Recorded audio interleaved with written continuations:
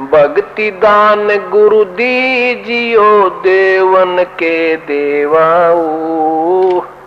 भक्ति ये ज्ञान होता है कि मानव शरीर हमें किस लिए प्राप्त हुआ था। जब तक हम महापुरुषों के विचार नहीं सुनते, सत्संग नहीं सुनते, तब तक हम अपने उसी कर्म को, उन्हीं क्रियाओं को जो हमारे पूर्वज करते हुए आए हैं, उन्हीं को हम सत्य मानते थे। संतानों उत्पत्ति, उनकी परवरिश करना, उनके विवाह आदि कर देना, फिर उनके संतान की कामना करना, फिर बेशक मर जाए कोई प्रॉब्लम नहीं। तो ये तो हमारे ना चाहने से भी हो रहा था, क्योंकि जो हमने कर्म करना चाहिए था उसका ज्ञान न होने से हम जो भी प्रारब्ध से प्राप्त कर रहे थे उसको हम ये सोच रहे थे हम कर रहे हैं, हमारे ही करने से सब कुछ हो रहा है। लेकिन ये हमारी भूल थी, अध्यात्म तत्व ज्ञान का अभाव था। जो हमने करना चाहिए था वो हमने शुरू भी नहीं किया होता है जब तक हम सत्संग नहीं सुनते। कोई तो कहा करता था कि मैंने ऐसे 5 प्लाट ले लिए, 2 कोठी बना दी, सब बच्चों का विवाह बड़े ठाठ से कर दिया। मैंने बहुत परिश्रम किया, मेहनत की, और जिससे धन प्राप्ति हुई। कोई कहता था मैंने ऐसे कर दिया। तो ये सब भूल थी प्राणी की कि ये इस जीव को जो मानव शरीर प्राप्त होता है तो केवल प्रारब्ध ही प्राप्त होता है। जीव का ना चाहा होता है, ना किया होता है। और फिर कुछ वृद्ध व्यक्ति बैठकर आपस में चर्चा करते हैं, गोष्ठी किया करते थे, एक दूसरे की कुशल मंगल पूछा करते थे। तो बताते थे कि मेरे जो है ना 2 लड़के थे, 2 लड़की, 2 लड़के 2 लड़की हुई, दोनों के परमात्मा ने संतान दे रखी है, पुत्र पुत्रियां सबको प्राप्त हैं, सबका विवाह कर दिया है, मेरा काम पूरा हुआ, अब बेशक भगवान उठा ले। अब इतना ही ज्ञान था उन भोली आत्माओं को कि बस काम पूरा हो गया, संतानों उत्पत्ति, उनकी परवरिश, विवाह, फिर उनका भगवान ने संतान दे दी, बस अब हमारा काम पूरा हुआ। तो पुण्यात्माओं, जो हमारा काम था वो तो हमने शुरू भी नहीं किया, और जो हमने किया वो होना ही था। जिसको हम ये सोचते हैं कि हमने किया वो तो आपको प्राप्त ही होना था। जैसे विवाह के पश्चात परिवार का भी और साथ में जिन बच्चों का विवाह हुआ है उनका एक ही मनोरथ होता है कि भगवान पुत्र दे, क्योंकि हमने अज्ञानता के कारण पुत्र और पुत्री में बहुत भेद मान रखा था। इसका कारण हमारा अध्यात्म ज्ञान ही था।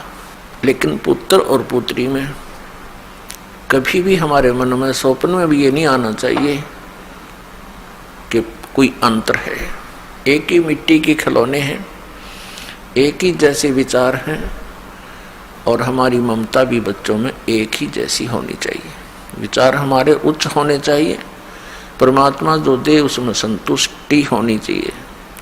अध्यात्म ज्ञान न होने से हम 90% दुखी रहते हैं। अब जैसे प्रत्येक व्यक्ति का यही उद्देश्य और आशा होता है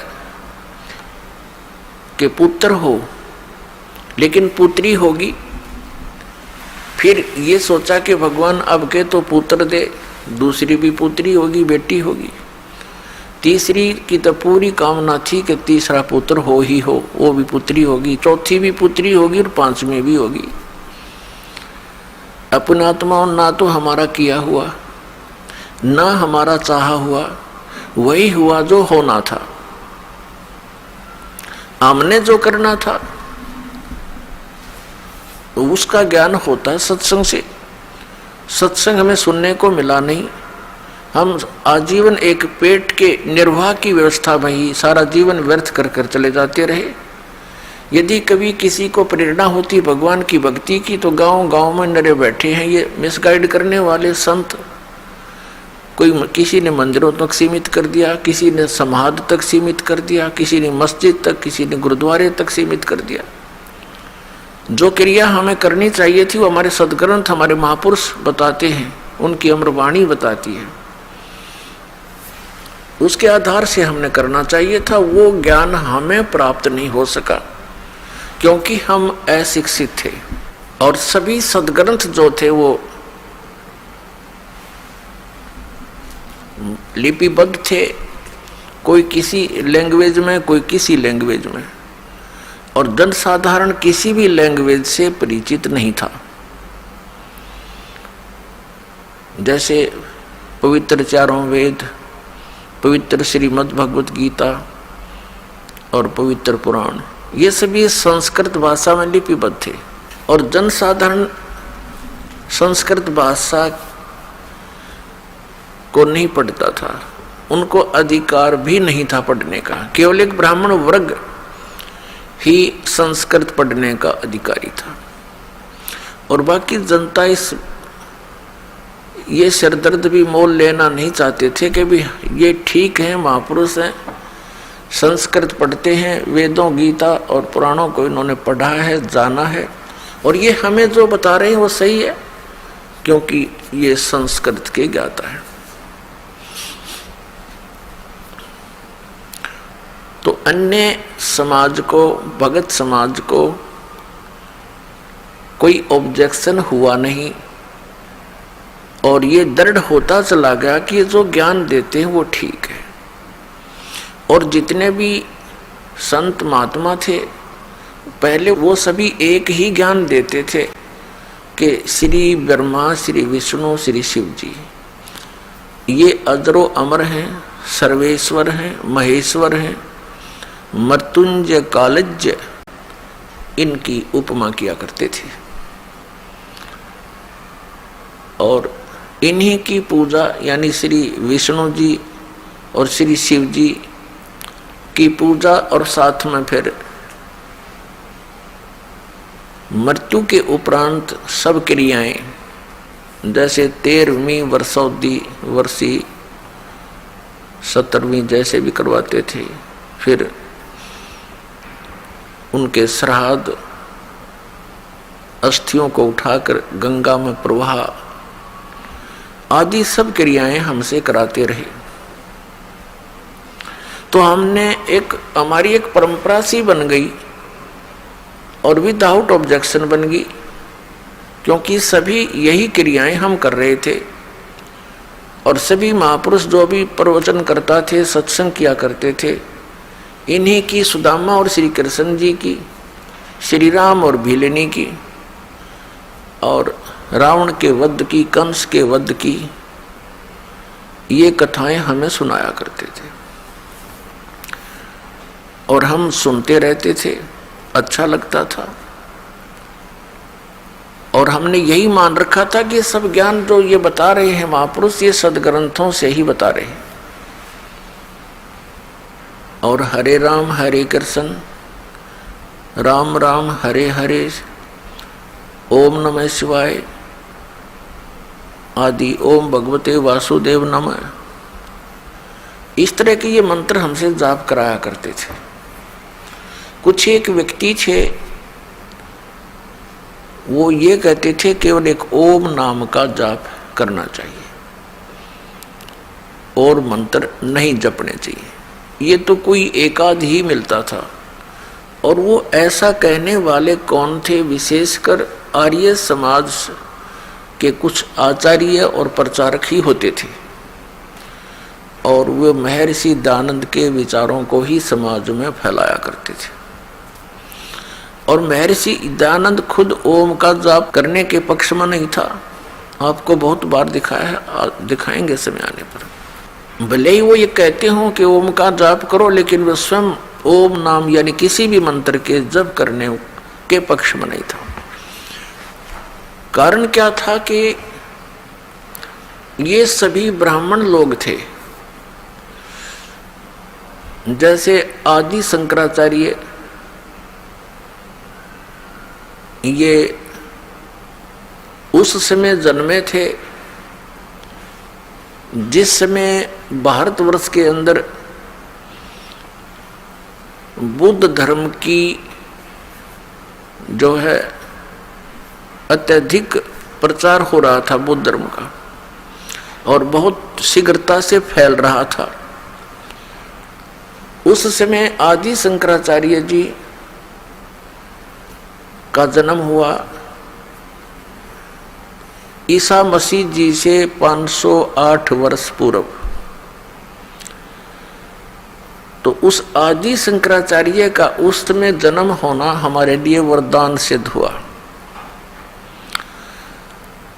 क्योंकि यदि बुद्ध धर्म भारतवर्ष में फैल जाता तो पूरा भारतवर्ष नास्तिक हो जाता।